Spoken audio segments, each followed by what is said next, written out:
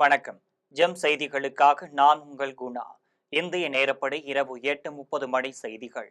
முதலில் ஜெம் தலைப்பு செய்திகளை காணலாம். 73 ஆண்டுகளில் இல்லாத அளவுக்கு திமுக ஆட்சியில் தமிழகத்தின் கடன் சுமை அதிகரிப்பு. கலெக்ஷன் கரப்ஷன் என்பதுதான் திமுகவின் தாரக மந்திரம் என்று எடப்பாடி பழனிசாமி விமர்சனம்.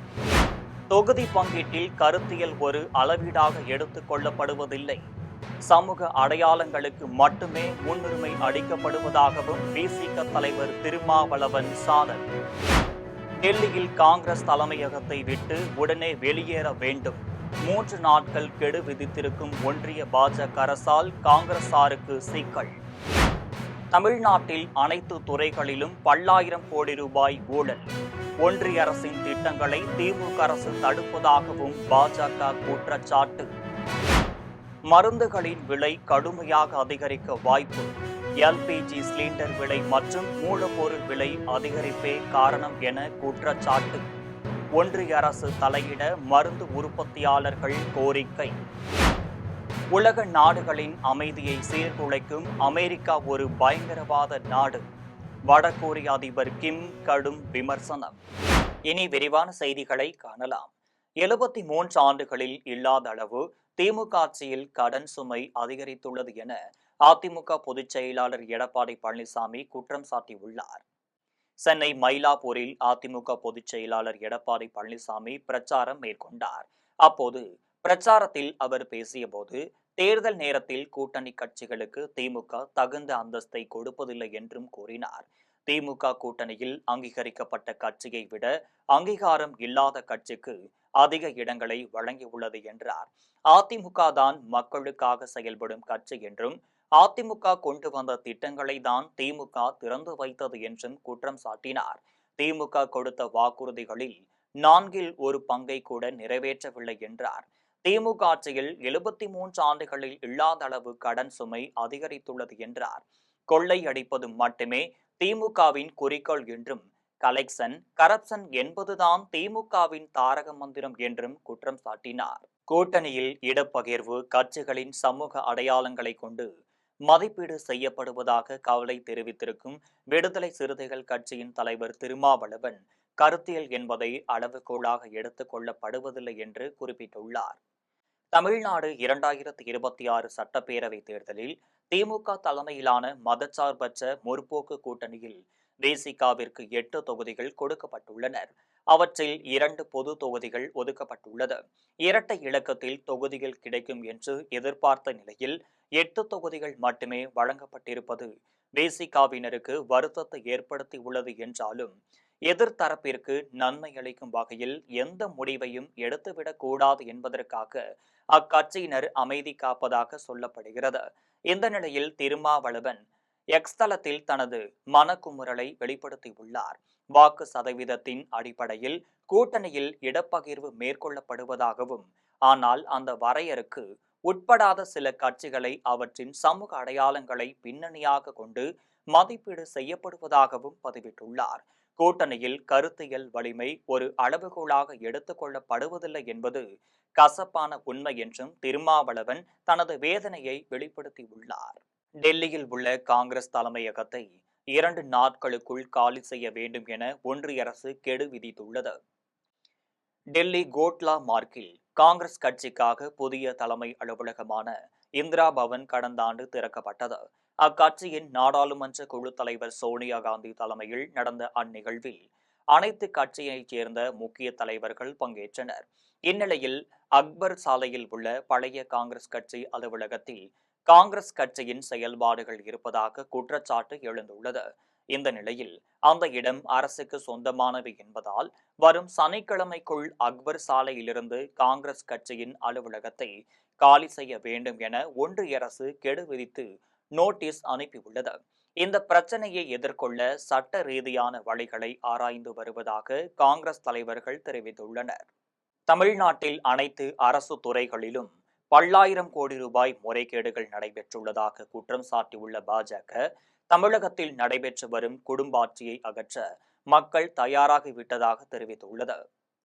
அரியலூர் மாவட்டம் ஜெயங்கொண்டத்தில் பாஜக மாவட்ட மகளிர் அணி சார்பில் நடைபெற்ற தேர்தல் பணிகள் குறித்து ஆலோசனைக் கூட்டத்தில் டெல்லி பாஜக மாநில மகளிர் அணி தலைவி ரிச்சா பாண்டே மிஸ்ரா கலந்து கொண்டார். அப்போது பேசிய அவர், தேசிய ஜனநாயக கூட்டணி கட்சி வேட்பாளர்களை வெற்றி பெற செய்யும் வகையில் மகளிர் அணியினர் தீவிரமாக பணியாற்ற வேண்டும். தமிழகத்தில் பிரதமர் நரேந்திர மோடியால் கொண்டுவரப்பட உள்ள பல்வேறு திட்டங்கள் மற்றும் திமுக அரசின் மக்கள் விரோத செயல்பாடுகள் குறித்து மக்களிடம் பிரச்சாரம் செய்ய வேண்டும் என வலியுறுத்தினார். பின்னர் செய்தியாளர்களிடம் பேசிய அவர், பிரதமர் மோடி கொண்டு வந்துள்ள பல்வேறு திட்டங்களால் தமிழக மக்கள் பயன்பெற்றுள்ளதாக குறிப்பிட்டுள்ளார். ஒன்றிய அரசின் அனைத்து திட்டங்களையும் மாநில அரசு தடுத்து வருவதாக கூறிய அவர், கடந்த 5 ஆண்டுகளில் தமிழக மக்கள் மிகவும் பாதிக்கப்பட்டுள்ளதாக தெரிவித்தார். உற்பத்திக்கு தேவையான மூலப்பொருட்களின் விலை அதிகரிப்பால் இந்தியாவில் மருந்துகளின் விலை அதிவேகமாக உயர வாய்ப்புள்ளதாக மருந்து உற்பத்தியாளர்கள் சங்கம் தெரிவித்துள்ளது. இந்தியாவை பொறுத்தவரை இமாச்சல பிரதேசத்தில் தான் 500க்கும் மேற்பட்ட மருந்து உற்பத்தி நிலையங்கள் செயல்பட்டு வருகின்றனர். இந்நிலையில் இன்று செய்தியாளர்களை சந்தித்த இமாச்சல பிரதேச மருந்து உற்பத்தியாளர் சங்க தலைவர் ராஜேஷ் குப்தா, இந்தியாவில் கடந்த 2 வாரங்களாக மருந்து தயாரிக்க தேவையான மூலப்பொருட்கள் மற்றும் வேதிப் பொருட்களின் விலை 200 விழுக்காடு முதல் 300 விழுக்காடு வரை அதிகரித்துள்ளதாக தெரிவித்தார். காய்ச்சல் மருந்தான பாராசெட்டமால் தயாரிக்க பயன்படும் மூலப்பொருளின் விலை கிலோவிற்கு 250 ரூபாயிலிருந்து 450 ரூபாயாக உயர்ந்திருப்பதாகவும், நீரிழிவு, இரத்த அழுத்தம் மற்றும் சுவாச பிரச்சினைக்காக மக்கள் தினசரி பயன்படுத்தப்படும் ஜெனரிக் மருந்துகளின் விலை கணிசமாக உயரக்கூடும் என கணிக்கப்படுவதாகவும் அவர் குற்றம் சாட்டினார். எல்பிஜி சிலிண்டர்களின் தட்டுப்பாடு இதற்கு காரணம் என்று ராஜேஷ் குப்தா தெரிவித்தார். மருந்து துறையில் ஏற்பட்டிருக்கும் இந்த நெருக்கடியை தீர்க்க ஒன்றிய அரசு உடனடியாக தலையிட்டு நடவடிக்கை எடுக்க வேண்டும் என்றும் அவர் கோரிக்கை விடுத்துள்ளார். அமெரிக்கா ஒரு பயங்கரவாத நாடு என்று வடகொரியாவின் அதிபர் கிம் ஜாங் கடுமையாக விமர்சித்துள்ளார். வடகொரியாவின் அதிபர் கிம் ஜாங் அந்நாட்டு நாடாளுமன்றத்தில் உரையாற்றினார். அப்போது அமெரிக்கா ஒரு பயங்கரவாத நாடு என்றும் அந்நாட்டின் இராணுவ கொள்கைகள் உலக நாடுகளின் அமைதியை சீர்குலைத்துள்ளது என்றும் குற்றம் சாட்டினார். வடகொரியா ஒருபோதும் அமெரிக்காவின் அச்சுறுத்தலுக்கு பயந்து அணு ஆயுதங்களை கைவிடாது என்றார். தென்கொரியாவை தனது நாட்டின் மிகப்பெரிய எதிரி என்றும், தனது நாட்டின் சட்டத்தை மீறினால் கடுமையான தாக்குதல் நடத்தப்படும் என்று எச்சரிக்கை விடுத்தார். தமிழ்நாடு சட்டமன்ற தேர்தலில் அதிமுகவில் 23 தொகுதிகளுக்கு மட்டும் முதற்கட்ட வேட்பாளர் பட்டியல் வெளியிடப்பட்டுள்ளனர்.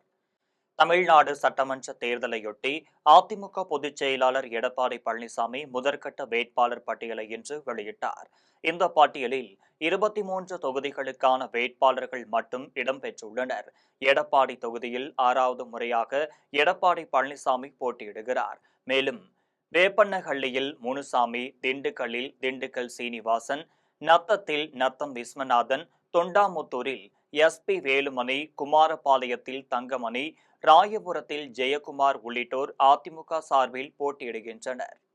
பெரம்பலூரில் 100% வாக்களிப்பதன் அவசியம் குறித்து 100க்கு மேற்பட்ட ஸ்கேட்டிங் வீரர்கள் சாலையில் ஸ்கேட்டிங் செய்து விழிப்புணர்வை ஏற்படுத்தினர். தமிழ்நாடு சட்டமன்ற பொது தேர்தலில் அனைவரும் வாக்களிக்க வேண்டும் என்பதை வலியுறுத்தி மாநிலம் முழுவதும் தேர்தல் ஆணையம் பல்வேறு நிகழ்ச்சிகளை நடத்தி வருகிறது. இதன் ஒரு பகுதியாக பெரம்பலூர் மாவட்ட நிர்வாகத்தின் சார்பில் பல்வேறு விழிப்புணர்வு நடவடிக்கைகள் மேற்கொள்ளப்பட்டு வருகிறது.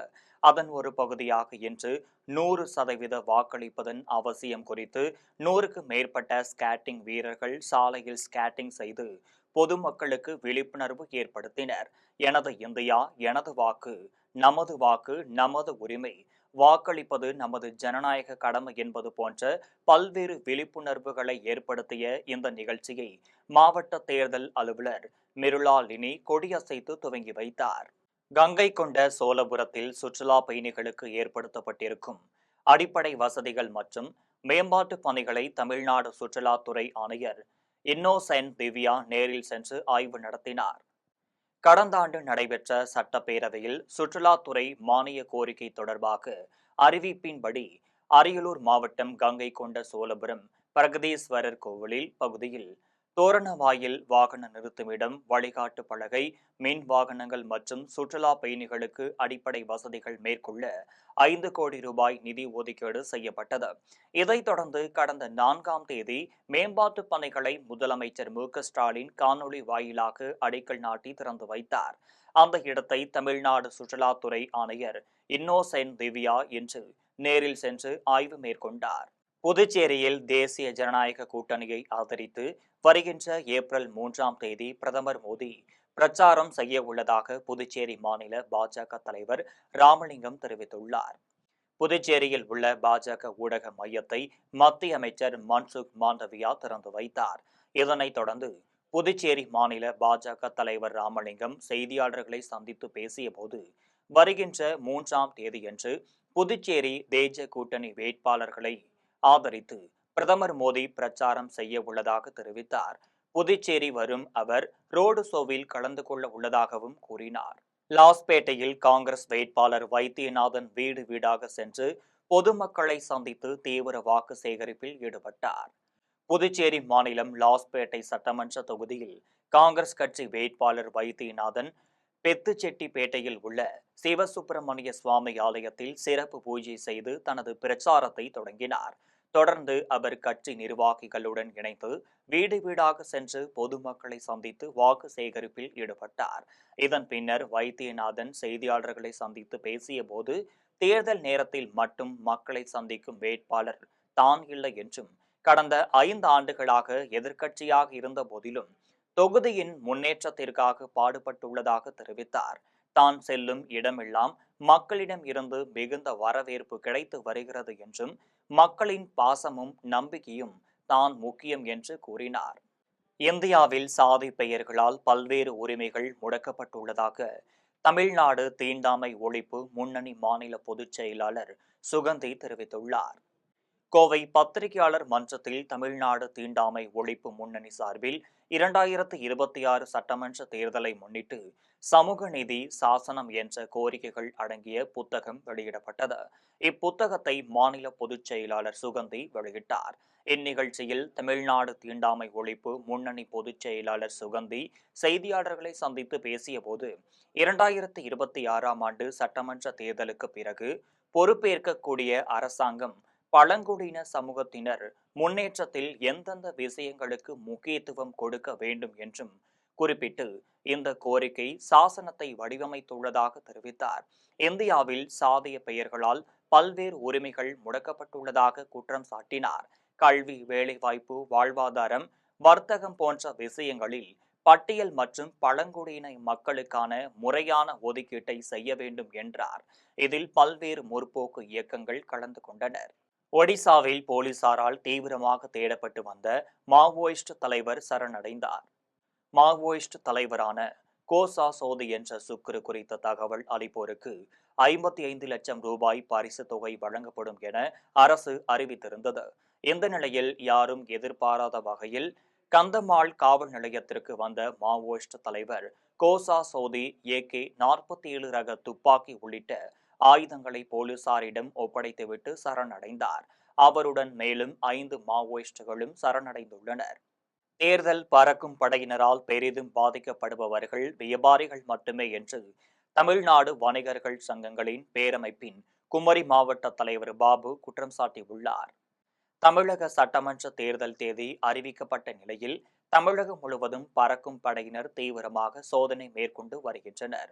இதில் 50,000ற்கு மேல் உரிய ஆவணம் இன்றி எடுத்து செல்லும் பணத்தை தேர்தல் பறக்கும் படையினர் பறிமுதல் செய்து வருகின்றனர்.